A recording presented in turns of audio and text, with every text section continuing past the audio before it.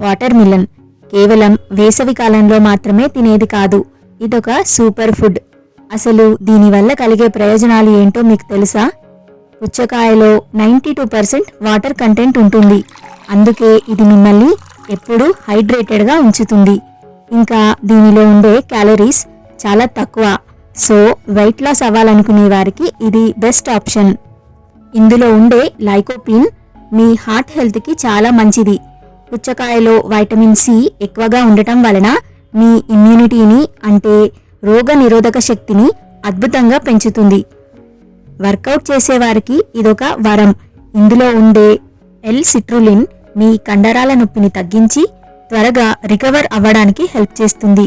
మీ చర్మం మెరిసిపోవాలన్నా, కంటి చూపు మెరుగుపడాలన్నా పుచ్చకాయ తినాల్సిందే. ఎందుకంటే ఇందులో వైటమిన్ ఏ మరియు సి పుష్కలంగా ఉంటాయి.